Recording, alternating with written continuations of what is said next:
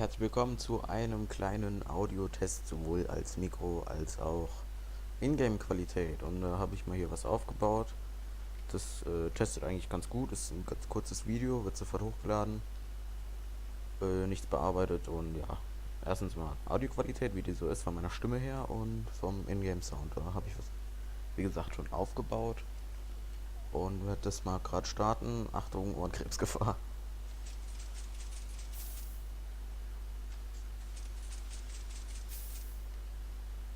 Hm? Ja, okay, das war wohl nix. Sollte eigentlich ein Pulsar sein, der wechselseitig die ganze Zeit hin und her macht, aber das ist wohl doch nichts.